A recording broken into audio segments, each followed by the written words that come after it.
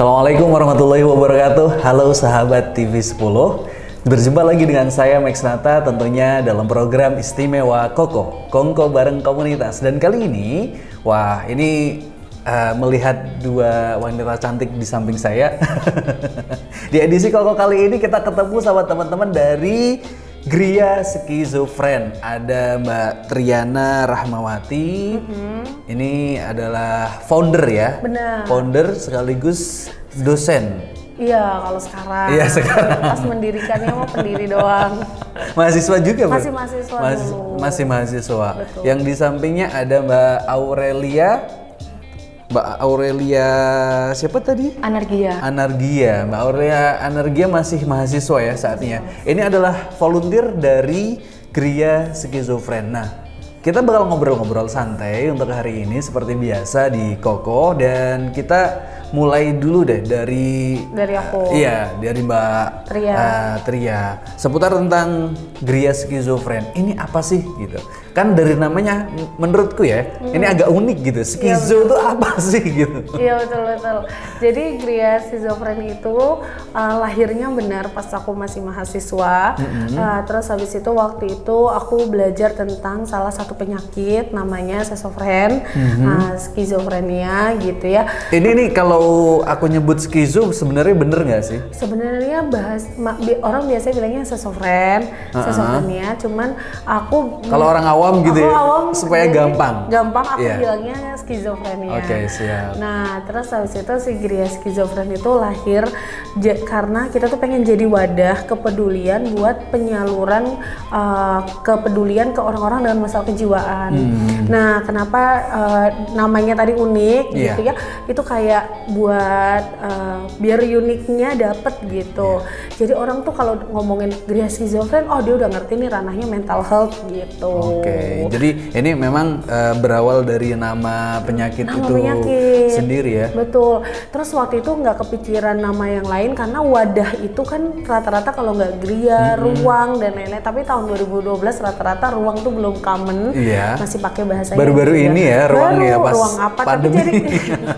Tapi kan jadi kayak coffee shop. Iya, tapi kayaknya paling cocok memang Gria. Emang Gria, jadi kayak wadah, naungan, tempat yang dimana itu menjadi kumpulan orang-orang yang mau peduli pada isu kesehatan jiwa. Siap. Jadi ini friends ini adalah orang-orangnya. Jadi bukan orang yang sakit gitu ya maksudnya. Jadi teman-teman yang peduli sama yang punya masalah ataupun penyakit skizo ini. Nah, aku baru ingat ya. Jadi skizofren ini tuh singkatan, Mas. SC-nya tuh sosial, H-nya tuh humanity, skizofrenia itu zona friendly.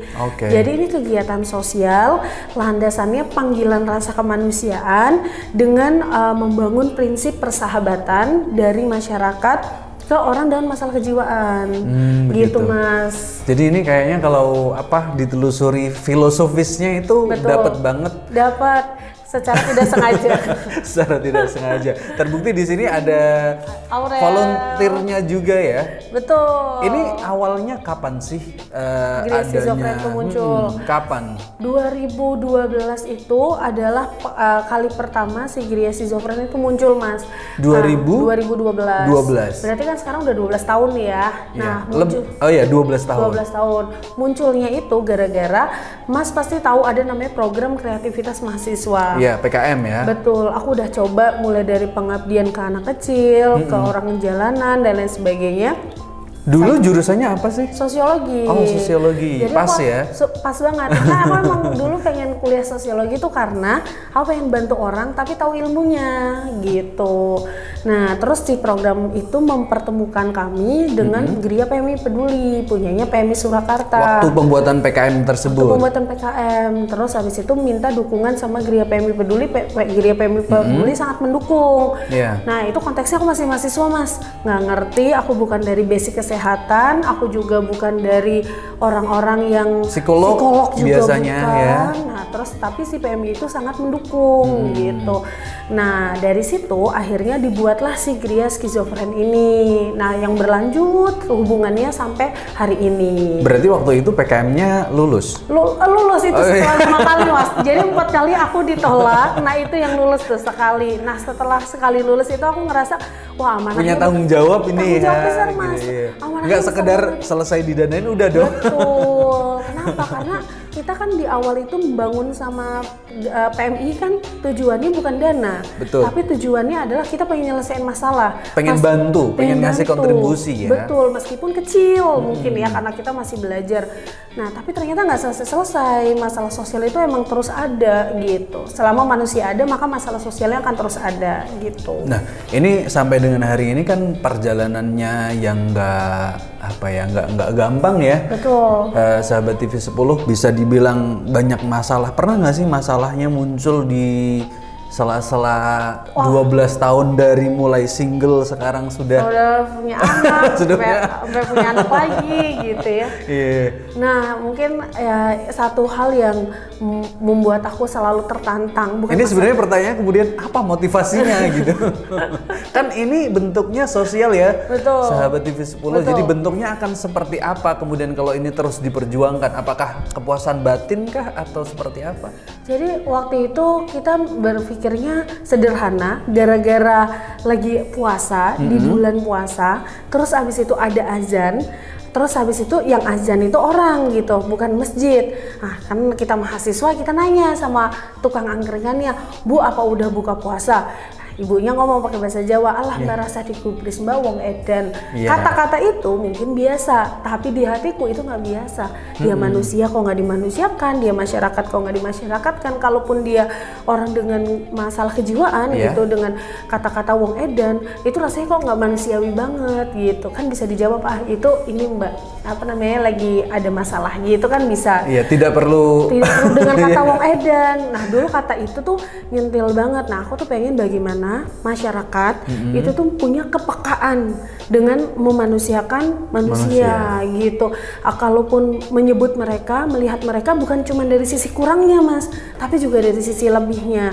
Kayak mereka bisa makan di angkringan menurut kita biasa, tapi menurut aku dengan kondisi mereka itu udah luar biasa mas, bisa kembali ke masyarakat gitu. Nah masyarakatnya harus disiapin. Singkat cerita, di situ aku ngerasa satu hal yang paling menantang tuh volunteerism mas. Kan aku nggak punya dana. Bener-bener, ini kan perjalanan panjang, butuh tenaga, butuh SDM gitu kan. Nah ini teman-teman seperti Mbak Aurel ini bagaimana ceritanya? Boleh diceritakan Mbak Aurel, ini awal mulanya gimana bisa gabung sama Skizofren? Kalau awal mulanya itu sebenarnya juga nggak sengaja mas. Jadi waktu itu aku baru donor darah di PMI Solo. Nah kalau misalnya teman-teman donor darah di PMI itu kan ada layar besar itu. Nah itu tuh menampilkan profil dari Gria PMI-nya. Waktu itu habis donor darah aku kayak kesentil gitu, aku mau bantu, tapi kalau misalnya aku sendiri yang jalan, aku kayak nggak punya power gitu. Terus akhirnya aku cari di YouTube Gria PMI, terus ketemu keluar videonya Mbak Tria ini waktu itu saat itu. Terus ternyata kebetulannya lagi waktu itu Gria Skizofren baru oprek volunteer. Waktu itu? Iya, itu kapan? Tahun lalu? Tahun 2022. Oh, tahun 2022. 2022 itu lagi oprek volunteer dan itu kayak mau ditutup gitu mas. Tinggal sehari lagi udah ditutup, aku langsung buru-buru daftar gitu saat itu. Terus ya sambil berjalannya waktu keterima banyak pengalaman dan banyak dari sisi nuraninya itu banyak diasah aku ketemu sama mereka. Ini kalau boleh tahu jurusannya Mbak Aurel? Aku kuliah jurusan ekonomi. Ekonomi ya. Jadi ini volunteerism ini nggak harus melulu anak-anak atau mahasiswa sosiologi atau mahasiswa kesehatan yang bisa treatment kalau ada sesuatu yang terjadi. Ini umum gitu, Mbak Tria. Sederhananya karena kami percaya semua orang itu manusia, semua manusia tuh bisa memanusiakan manusia. Punya hati gitu ya. Manusia itu punya hati. Jadi betul. semua yang dari hati itu akan kembali ke hati, apa yang dilakukan dari hati itu juga akan sampai ke hati. Gitu. Nah, ini sahabat TV 10 semakin menarik, semakin kesini tentang volunteerism, bagaimana awal mulanya ini muncul, triggernya apa, motivasinya apa. Nah, ini kegiatan ini kemudian dilakukannya seperti apa? Apa bentuk-bentuk yang bisa lakukan sama teman-teman yang punya gangguan jiwa gitu? Silakan. Kalau mungkin mingguannya Mas, mingguannya itu kita ada art terapi. Itu nanti mereka menggambar, kita dampingi. Tapi kita nggak sekedar hanya mendampingi, kita juga tanya sama mereka itu, Pak, Bu, ini gambar apa? Maknanya apa? Kenapa menggambar ini? Iya, gitu kenapa ya? menggambar ini? Nah, mereka bisa cerita sama kita. Dari situ kita bangun interaksi sama mereka. Kadang mungkin bagi mereka gambar gambar mungkin ada gambar yang biasa, tapi ada gambar yang saat itu pernah nyentuh hati aku itu. Apa itu, boleh diceritakan? Ini cuma gambar rumah. Rumah. Aku tanya, ini rumahnya di mana gini-gini terus. Itu bapak-bapak, ibu-ibu, remaja, bapak-bapak. Iya. Dia gambar rumah, ternyata dia emang pengen pulang ke rumah. Jadi yang dia gambar itu adalah rumahnya. Jadi mungkin secara kangen gitu ya. Aku bisa ambil kesimpulan, mungkin beliau kangen dengan suasana rumah itu. Mungkin, betul kangen dengan keluarga gitu. Mungkin hanya rumah kan sepele Mas, tapi ternyata ada maknanya di situ. Oh, baik. Ini bentuk kegiatannya selalu menggambar atau hal yang udah lain? banyak Mas yang dilakuin. Dulu nyanyi. Nah terus habis itu kan masyarakat tuh kadang apa hasilnya dari Gria Skizofren? Waduh, suara mereka kan nggak penting ya buat kita, yang penting mereka nyanyi gitu. Benar. Waduh, mau bikin channel YouTube juga nanti jatuhnya mempermalukan, bukannya value edit gitu. Nah terus habis itu coba lagi wirausaha, jualan gorengan. Nah terus mereka masuk rumah sakit jiwa nih Mas. Jualan gorengannya berhenti. Terus akhirnya sampai ketemu bareng-bareng sama volunteer sebelum Aurel, mereka suka banget dari kegiatan menggambar, karena dari kegiatan menggambar tuh selain bisa dijadiin output bentuk terlihat di masyarakat, ekspresinya juga kelihatan, dan yang paling penting interaksinya sih Mas. Mereka ngerasa ketika menggambar itu jadi punya obrolan. Aku bisa ngobrol tentang apa yang digambar, objek yang sedang digambar. Betul. Sederhana banget ya Mas. Tapi sederhana itu menghubungkan orang yang itu sesederhana mungkin dalam pikiran orang umum, gambar aja ngapain gitu. Betul. Apa bentuk terapinya? Apa bagusnya gambar mereka? Mbak Triana, sepertinya kita perlu jeda dulu. Oke, siap. Emang ngobrol sama dosen tuh agak susah dijeda ya. Kita akan kembali lagi, jangan kemana-mana.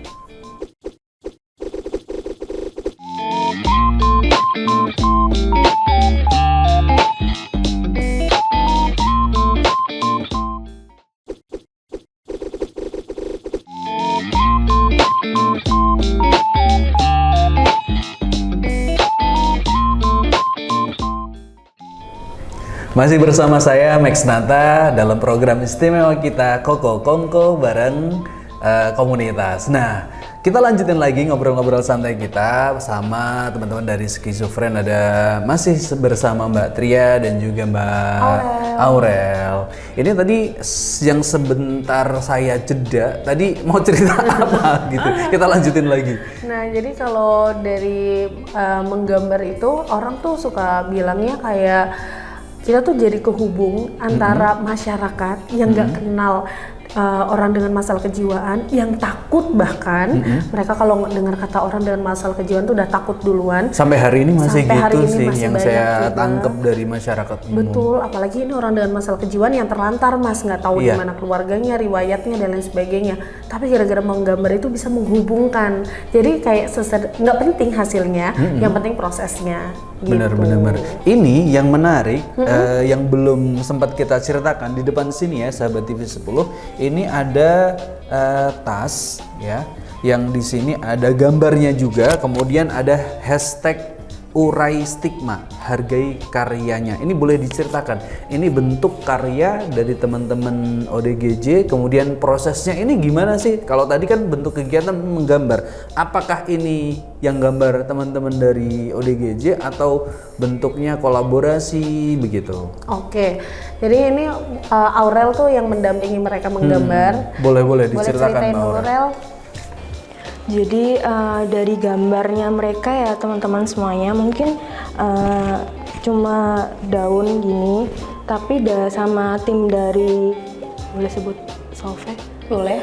Jadi di Gria Skizofren itu tuh berkolaborasi juga dengan Solvenesia. Jadi dari gambar-gambar teman-teman ODGJ yang ada di Gria PMI itu kita ilustrasikan, kita bikin agar dengan Solvenesia agar tas ini punya daya jual dan daya tarik sendiri buat konsumen di masyarakat gitu. Nah, dari hashtagnya kenapa urai stigma hargai karyanya, karena orang-orang dengan masalah kejiwaan, orang dengan gangguan jiwa itu dirugikan banget dengan adanya stigma sosial dari masyarakat. Seperti yang muncul dari cerita Betul, tadi. kayak misalkan aku takut sama orang dengan masalah kejiwaan. Emang kenapa gitu? Terus mereka bilang kan mereka nyerang gitu, kalau mukul bunuh gitu. Lah, kok mereka tahu itu dari mana? Dari media gitu, nonton film atau dari yang didengar-dengar dari masyarakat kayak gitu kan? atau asumsi-asumsi gitu. Terus aku bilang, emang kamu pernah ketemu sama mereka? Enggak. Nah, jadi stigma itu adalah sesuatu yang merugikan mereka tanpa mereka itu pernah memvalidasi itu tuh beneran ada nggak sih gitu. Nah, stigma itu membuat mereka tertutup nih Mas aksesnya, akses ekonomi, akses mereka kepercayaan masyarakat. Nah, kita tuh pengen ngedepanin orang dengan masalah kejiwaan itu bukan cuman penyakitnya, tapi karyanya gitu. Mereka juga bisa berkarya gitu. Sama kayak kita ketika kita mau mewadahi dan mengapresiasi mereka tuh punya karya. Ini adalah buktinya. Betul. Iya. Nah, kalau Mas tadi kan Mas nanya, ini tuh yang gambar mereka yang mana sih? Kan ini gambar yang bagus Bagus gitu. banget gitu ya. Estetikanya ada gitu ya sahabat TV10. Di sini nih Mas, di bendera ini. Nah, terus yang lainnya ini siapa yang nambahin? Ini masyarakat. Jadi ini kolaborasi antara para konten kreator sama mereka. Kenapa? Karena kalau misalkan kolaborasi ini bentuk dari integrasi urai stigma. Jadi masyarakat dan orang dengan masalah kejiwaan sama-sama kita berjuang untuk mengurai stigma yang merugikan mereka dan menonjolkan karyanya mereka. Benar. Gitu. Ini yang tadi mungkin gambarannya di masyarakat umum kalau misalkan tahu kegiatan dari teman-teman Skizofren, ini ngapain sih datang gambar bukannya ngasih bantuan gimana gitu ya. Mungkin, tapi kemudian muncul ini jadi sesuatu yang wah keren juga ya. Betul. Dan ini juga bisa ada nilai apa ya, nilai jualnya juga. Gitu. Karena ini juga pada akhirnya menjadi salah satu bentuk funding ke Gria Skizofren. Betul. Jadi kita pengen banget masyarakat itu yang membeli, kan yang ketika dia membeli itu kita memberi edukasi. Nah, kenapa harus ini gitu kan? Nah, masalahnya kalau ini aja udah nggak menarik, masyarakat juga nggak tertarik untuk tahu lebih lanjut kan. Jadi ini harus menarik dulu. Terus yang kedua, setelah mereka membeli kita kasih edukasi dan penelitian pengukuran perubahan stigma. Nah, yang terakhir adalah masyarakat itu tujuannya itu Mas, bukan sekedar funding, tapi mereka tuh mau menggeser stigmanya kepada orang dengan masalah kejiwaan. Itu tujuan utamanya Tujuan utama. Nah, funding itu tujuan kedua. Kenapa? Karena dengan adanya funding dan bisnis, kita pengennya sustain. Jadi dengan sustain ini kita bisa membantu terus-menerus secara dana, donasi maupun program. Karena kegiatan-kegiatan ini pun harus ada bahan bakarnya ya Mas. Iya, harus ada bahan bakarnya, harus jalan. Betul. Gimana supaya bisa gerakin teman-teman volunteer juga. Bener, kan dulu volunteer itu nggak dibayar ya Mas. Jadi yang daftar tuh ratusan, terus nanti hilang satu persatu. Nah sekarang kan dengan pengelolaan volunteer itu ngebuat kita tuh karena ada dana, ada pengelolaan volunteer, jadi volunteernya lebih bertahan. Sesederhana itu deh. Kenapa sih gerakan sosial tuh kadang butuh dana, betul. gitu. Karena memang ya apapun itu butuh funding juga untuk menjalankan kegiatan program-program atau yang sudah dilaksanakan baik ya harus dilanjutkan. Betul. Gitu. Nah, ini biasanya apa sih stigma lain yang masih salah dalam tanda kutip di masyarakat tentang teman-teman ODGJ yang mungkin lewat media ini di TV10 ini juga kita bisa menyampaikan edukasi kepada masyarakat, Mbak Tri. Jadi kampanye adalah orang dengan masalah kejiwaan atau orang dengan gangguan jiwa itu kan sesuatu yang nggak dirasakan oleh banyak orang, kadang nggak bisa dipahami juga. Kita tuh sering Mereka banget mungkin nggak relate gitu ya, bayangannya hanya apa gitu, serem menakutkan dia. betul sekali, karena mungkin komunikasi yang terbatas dari orang dengan gangguan jiwa ke keluarganya, itu membuat keluarganya sulit memahami mereka, ditambah nggak ada background sebagai family caregiver.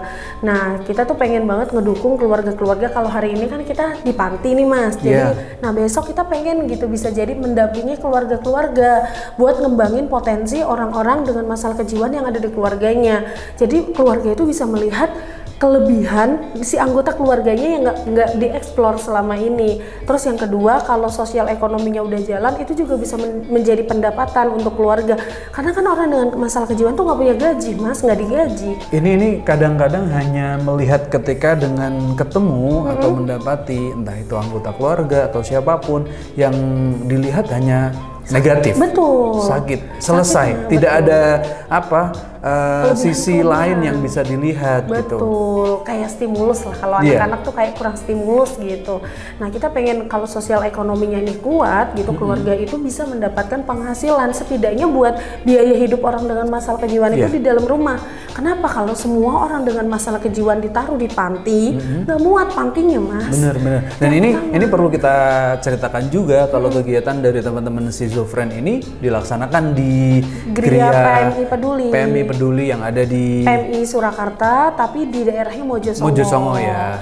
Ya, jadi kalau teman-teman mungkin di rumah yang ada pernah ke sana atau mungkin malah justru nganterin salah satu anggota keluarga atau tetangganya gitu ya.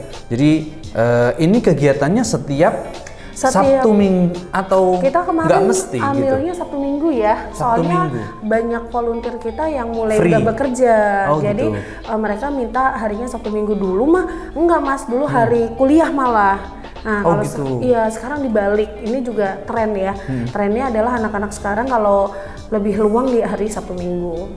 Iya. Selain kegiatan pekanan, kegiatan yang lain yang juga dilakukan, selain kegiatan tadi ke panti terapi, ada fruit terapi juga, kayak kita bagi buah gitu.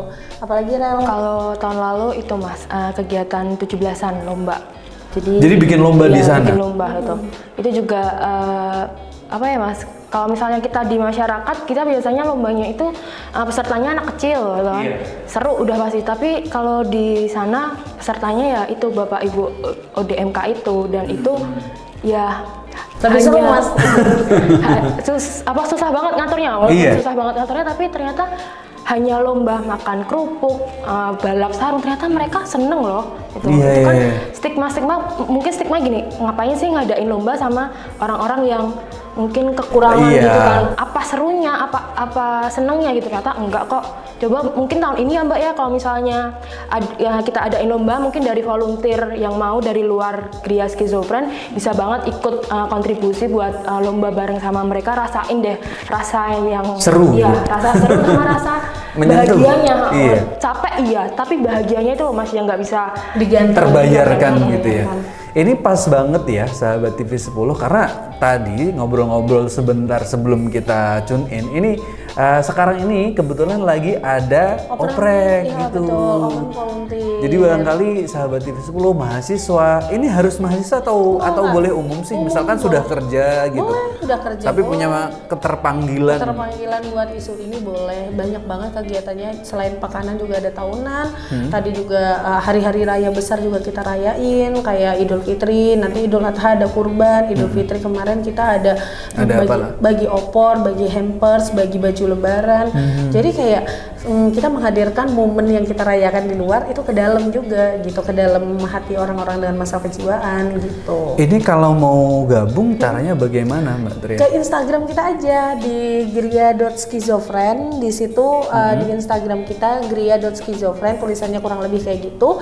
Nanti teman-teman langsung dapetin infonya, cukup klik satu link aja yang ada di bio-nya. Di situ sudah ada link ya? Udah. Okay. Jadi kita tinggal isi form formulir aja. Nanti habis itu biasanya ada wawancara. Wawancara ini bukan menentukan Kayak mau kerja gitu. bukan, tapi lebih ngobrol gitu. Jadi kita bisa memetakan dia itu bisanya hari apa gitu. Terus habis itu dia backgroundnya gimana. Jadi kegiatannya bisa jalan meskipun dia punya kepentingan personal juga gitu. Baik. Ini sebelum terakhir nih, apa yang perlu lagi disampaikan ke masyarakat seputar tentang teman-teman ODGJ atau teman-teman dari Gria Skizofren? Oke, kalau ada hal yang pengen banget disampaikan ke masyarakat itu adalah setiap dari kita itu kan manusia yang punya jiwa. Setiap jiwa itu pasti mungkin banget bisa sakit gitu ya. Tapi kan kalau kita sakitnya dijalani bersama-sama dengan orang lain itu menjadi meringankan beban jiwa kita. Tapi kalau sakitnya itu diisolasir dari orang lain itu kan memberatkan. Jadi yuk membuka diri, membuka hati untuk menerima orang-orang dengan masalah kejiwaan dan orang dengan gangguan jiwa yang mereka tuh butuh disupport sama masyarakat dengan cara urai stigma, hargai karyanya, lihat dari sisi kelebihannya juga gitu. Wah, luar biasa pertemuan kita di Koko hari ini ya, sahabat TV 10. Kita akan lanjutkan lagi, tapi mungkin lain waktu ya. Kita akan ngobrol-ngobrol lagi barangkali. Terima kasih sudah mampir di TV 10, khususnya mampir di Koko. Semoga kegiatannya berjalan lancar dan kemudian bisa memberikan kontribusi dan manfaat kepada teman-teman yang ada di sana lebih banyak lagi dan masyarakat juga pikirannya lebih terbuka lebar.